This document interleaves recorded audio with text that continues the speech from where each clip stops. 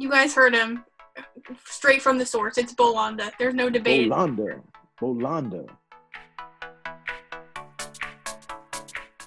Hi, my name is Emma, and I'm here on behalf of the Save Teenage Bounty Hunters campaign with the one and only Kadeem Hardison from the show. Thank you so much for being here. Thank you for having me. I'm thrilled.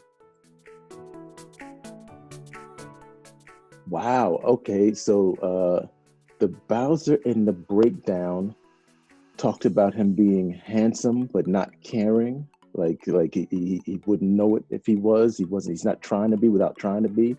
And then I started building, and I don't know if I know he's a bounty hunter. I know he's kind of fallen on some hard times or difficult times. And then I just started building into him. And so I built in voice, slouch, attitude. I mean, his attitude is written. He is who he is.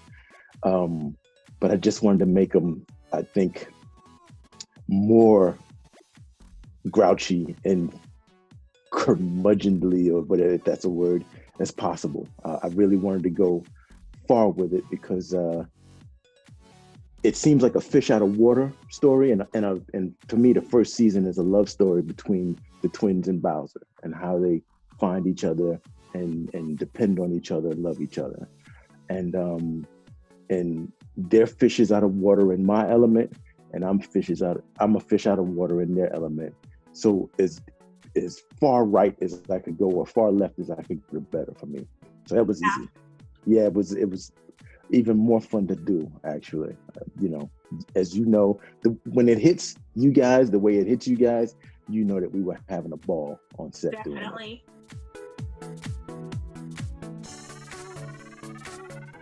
Well, it's a coming of age story, so we all had to go through that, whether it was Brooklyn, Manhattan, Atlanta, the similarities in finding that girl that you really like that wouldn't give you a shot. Like, I identified with Miles. I used to tease Angelica and say, man, if this was 30 years ago, that'd be me in that role, and I'd be rocking it so hard. But Miles did a fantastic job. So I really kind of felt him going through that. My mom wasn't a senator, but I still had, she was pretty special in her own. So to have that kind of a heavy, a dominating figure kind of be over you, kind of a shadow that you would not, I didn't live in a shadow, but I could definitely feel her presence even when she wasn't around. So it's like I had to kind of live up because I was representing her. So yeah, that was similar. Luke did just some of the awkwardness of Luke really hit home with me, being that sensitive and that mismatched. If he was with her since 5th grade, so they really didn't know anything else. And then when she was ready to break off, he was left holding the bag like, wait. So I identified with a lot of the male adolescents in it.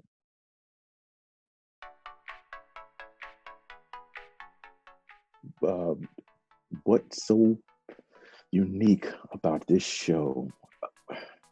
The things we touch on, the things we say without a hammer.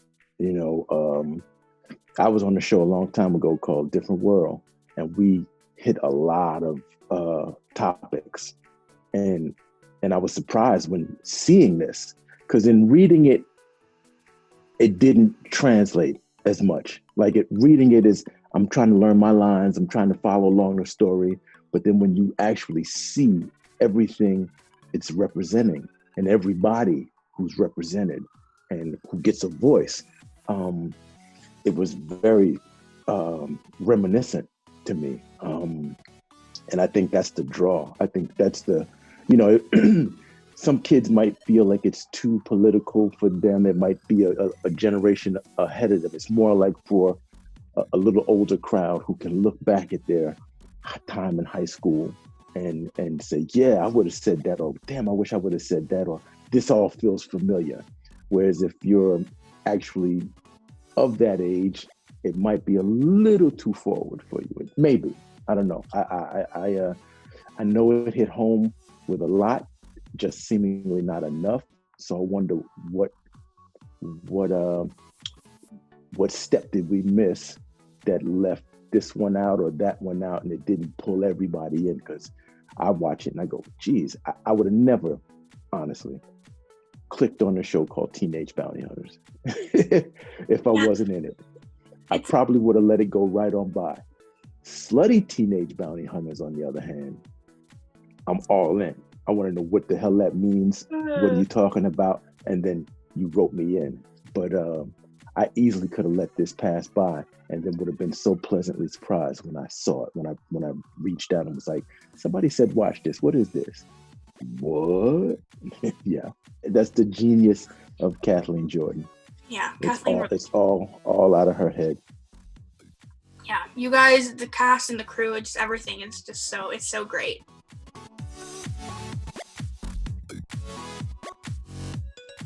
So 30 years ago, I did a show when there was no internet and there were no likes and there were no, retweets.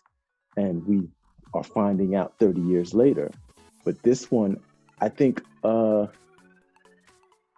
the time I got to episode 5, shooting it, and the scripts were just so like wacky and off and unique, like you said. I thought we had a show. I was like, I think we got a show. And the girls were just so good. The girls, to me, I knew they were going to be my horses that were going to carry me to the finish.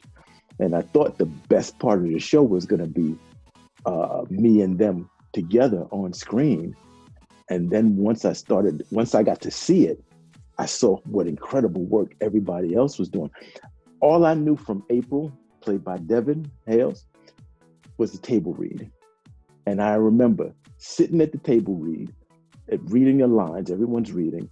And the first time she opened her mouth, I just had to look down at the end of the table and go, oh shit, we gotta kill her.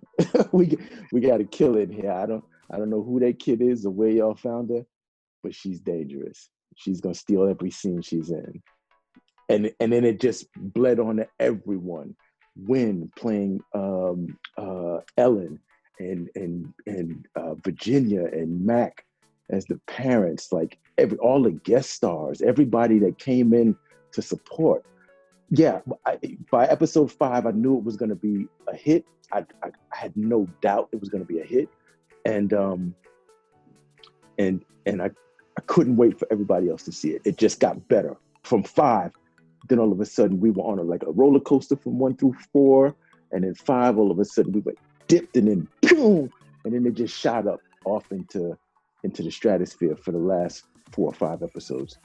And I knew, I was like, oh, this is a people are gonna go crazy. Wait till they get a load of MADDIE and what she does with her face, and ANJELICA and how she can rapid fire, she can like, yeah, it was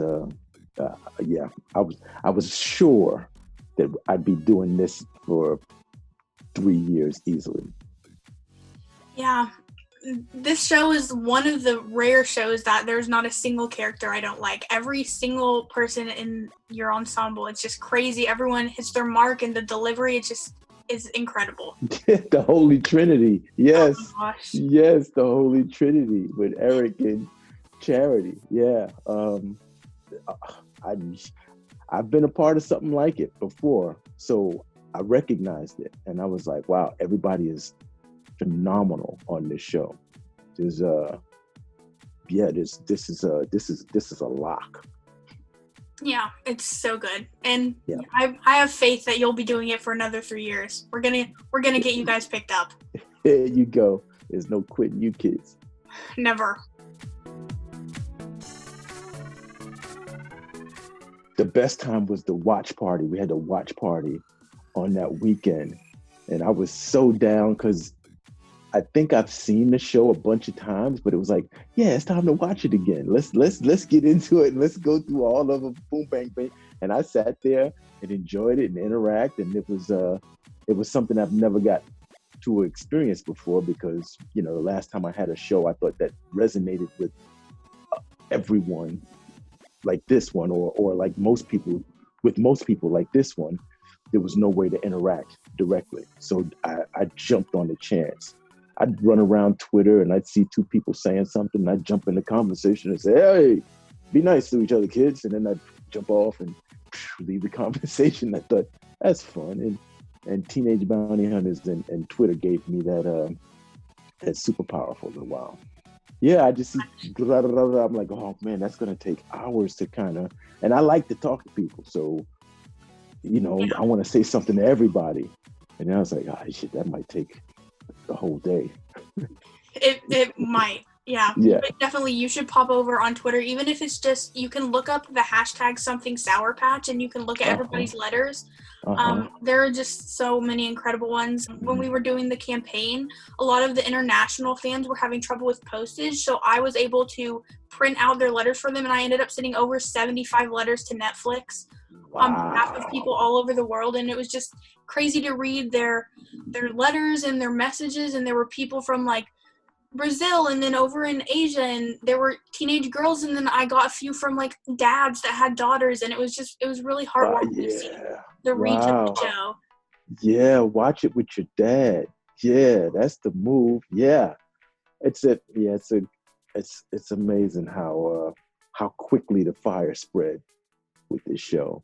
And it may not have touched everybody, but for me, if you just touch one person, you're doing right. And then we touch more than one person. So I'm proud. I'll always be proud of it. I'm still holding out hope that before we hit the ground, Spider-Man will shoot out his web and save us and pull us back to safety. But yeah, it's been a wild, crazy ride. That being said, I have some questions that fans sent in to ask. Let's go. Some of them are more serious, some of them are just funny.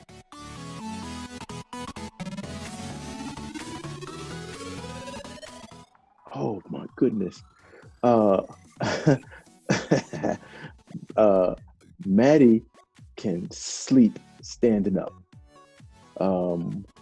Maddie and I can in a similar way go off, lose a line, fall apart. Angelica is a rock. Her work ethic kind of puts her at the top. She's the adult, and we're more of the children. And I know that if I'm in a scene with the two of them and I'm trying to get through it, and I look at Maddie, the camera's on me, they're behind the camera. I look at Maddie, and Maddie just puts her head down and won't look at me because she's laughing. I know I can look at Angelica, and she can give me Maddie's lines, her lines. She can save the day. How many times that happened? Oh gosh. One of my favorite things was us bonding. Like the first day we met, we had to go to the gun range, and that was difficult for them. It was fun for me because I'm an older guy and I'm from Brooklyn. we played with guns. But in this day and age, those guns take on a whole different meaning for kids, schools, and I'm aware of that, but it's not the same to a 50-year-old that it would be for a 25-year-old. So going to the gun range and helping them through that, was probably my favorite kind of experience we had. We had some great ones, but I remember how upset and how moved and how shaken they were by the whole idea of it. So I was like, okay, I'll go first, and just tried to make it fun, like show them that there was no danger, and let them know that I was going to be right back of them, cheering them on, and it was going to be all right. And they got through it. We got through it, and we didn't have to use guns too much in this series, just a couple of times. But that was a special day for us.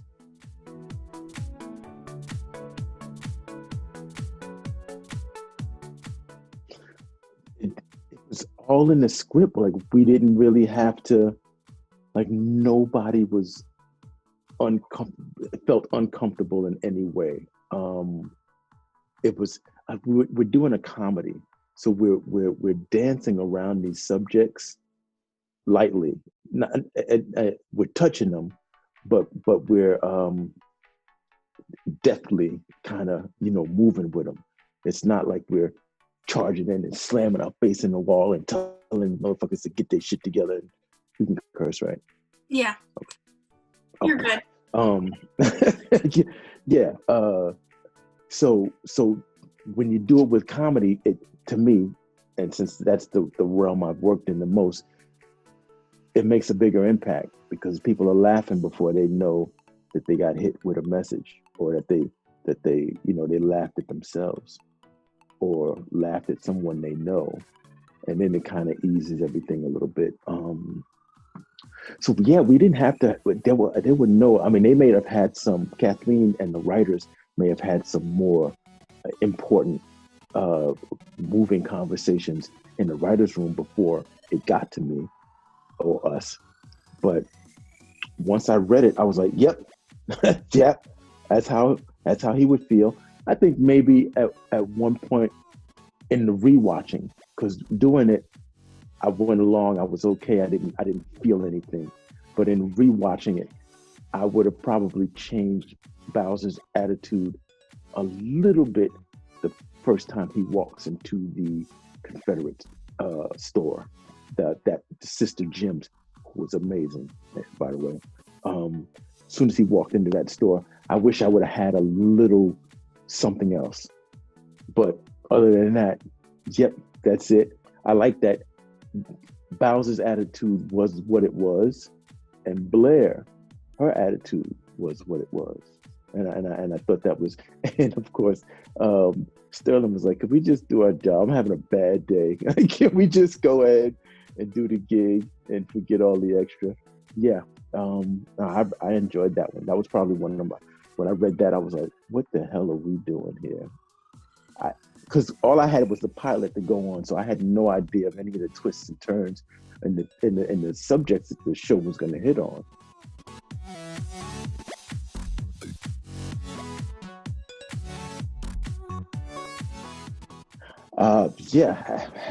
I couldn't wait to see what was going on in the show when I left, because I would literally come in, work a day or maybe two, and then have 6 or 7 days off and be like, "All right, see you guys in a week."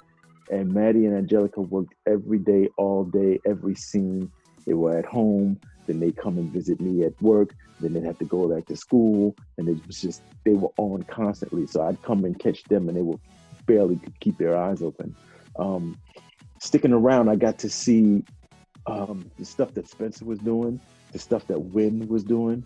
Wynn was killing me. I passed Wynn in the makeup chair all the time because I'd be leaving and she'd be getting there, or I'd be getting there as she was leaving. So we'd always say hi, and and I didn't know what to think. And then I went and peeked on the set one time and watched her do some stuff and just thought, holy cow, what, they're killing it. And the same with Devin. I really wanted to see Devin. I didn't get to see much of, I did. They let me run the camera when they were building the I'm getting really excited.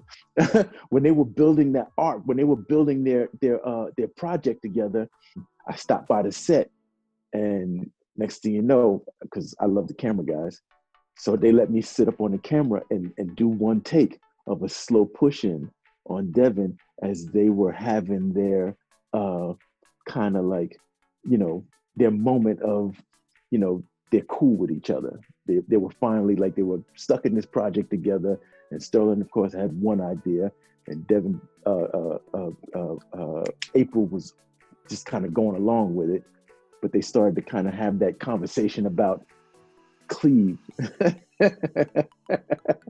Yeah, I got to one, I don't know if they used my take, but one of those push-ins, one of those, just hold it steady. They were like, you basically just hold it steady, and you don't have to do anything, just hold it steady. And the camera, the guys were going to just move me back a little bit, just a little movement. That was fantastic.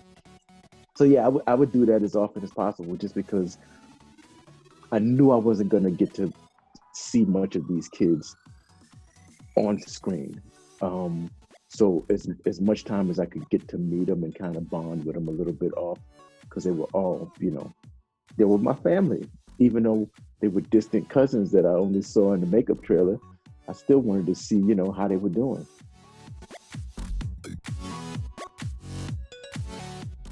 I would think the natural progression, because we've seen him kind of from the bottom, and kind of, the twins helped him kind of level up a little bit. And by the end, he was better than he started. Season 2 would seem like a fun place to put him out of water, and like, things are doing well. Like, all we know is him as an angry, and I thought that part of his grouch was the fact that it was such a struggle. Life before was such a struggle, being here such a struggle. There's no exhale for him. And I thought, well, let's give him, a little opportunity, and then let's see the grouch still shine through that opportunity, because I think that he won't be a happy dude, a new dude. He'll just be a grouch with a little more opportunity, a little more maybe success. Maybe let's see how success affects him.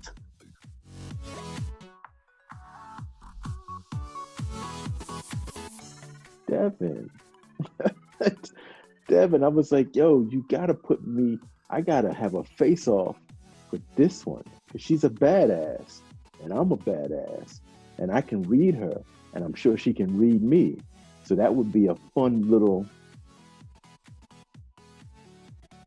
let me just stare into her and figure out what this is, so I can tell my kids to watch out, or whatever it may be. But I was asking Kathleen, I was like, is there any way we can bring the Holy Trinity into the Yogatopia one time, just so I can look at her and just give her a look and mumble something under my breath and then go into my room just once?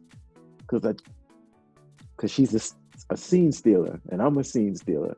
So let's go. Let's go. I got to do a little with Miles, very little. I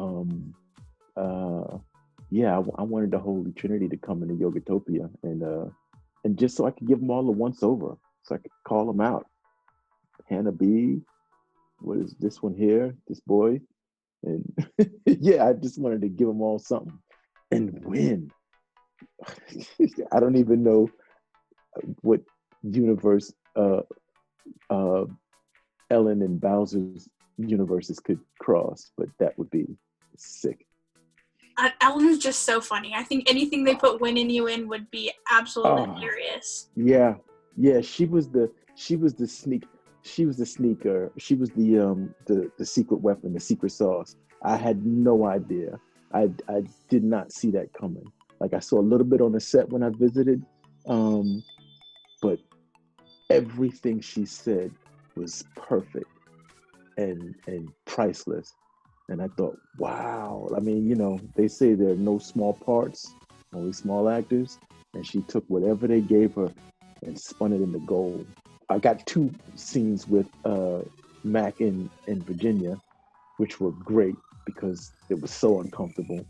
But I wouldn't mind, finding a time to talk to them. When we shot the finale, my attitude was I was pretty pissed at Debbie and Anderson.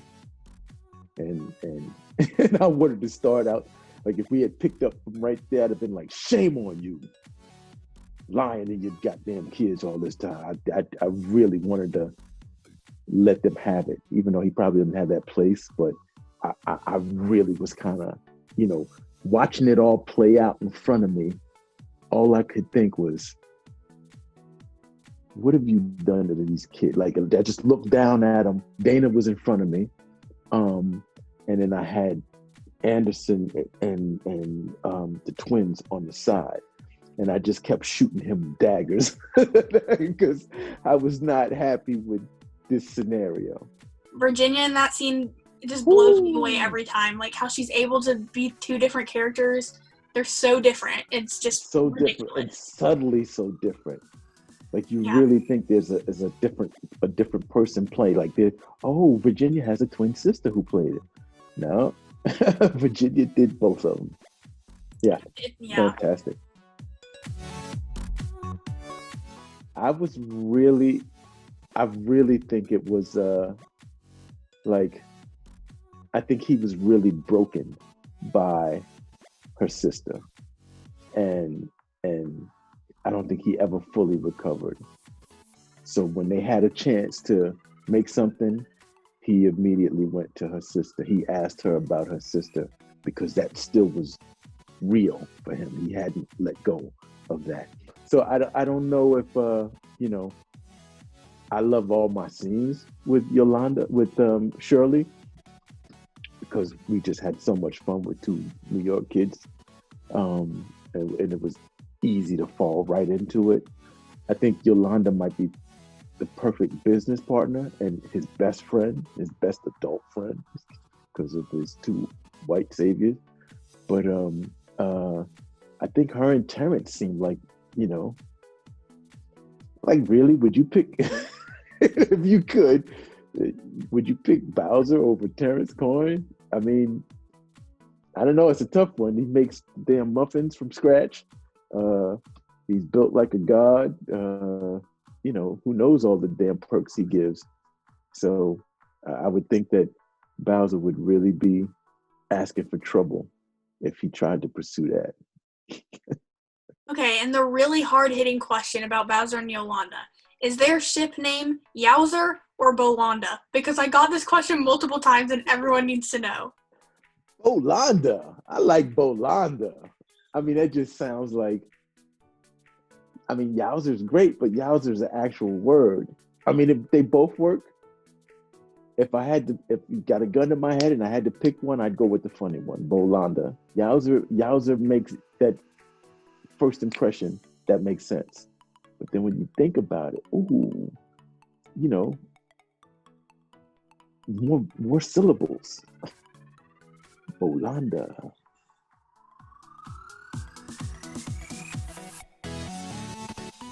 That's all I thought.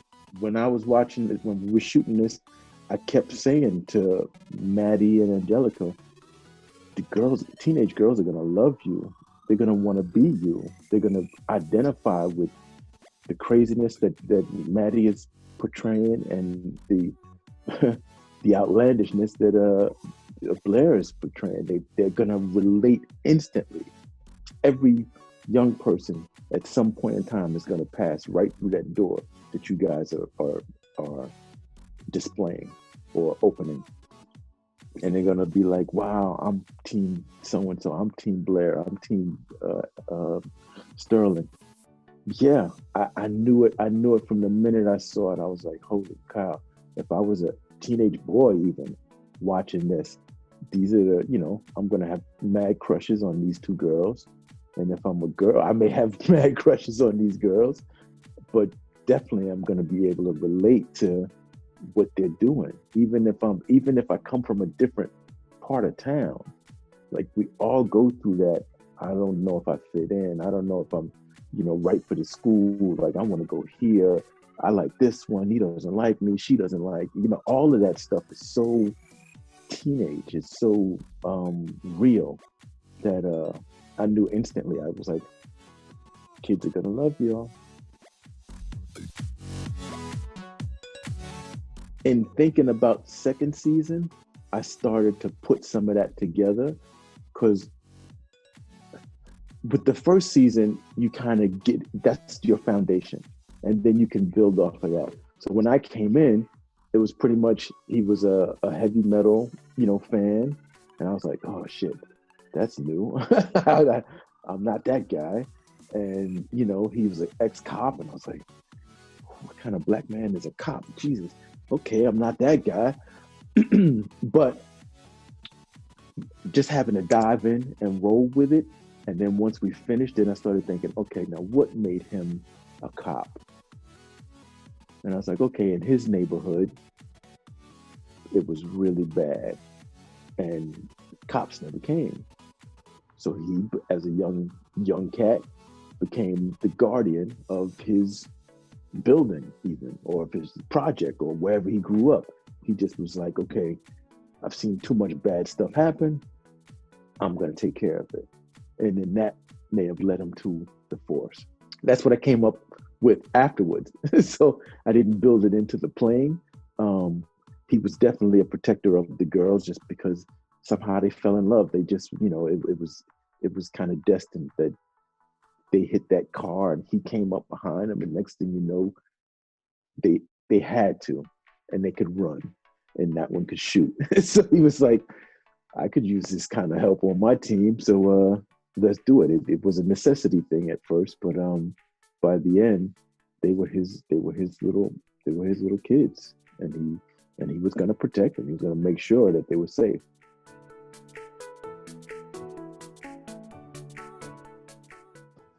Twice. The first time it was I didn't see the results for many years, but we had a much longer time to do it. Like, we fully lived it, 6 years. This time, I have all of this instant reaction, all this instant gratification, almost like being on stage and the audience claps when they like it, and they laugh when they do it, and they cry when they, you get it back instantly. I love you, I love you, I love you, I love this. It's amazing. It's just as sweet as the first time, and the first time was really special, and this feels just as special because of the times.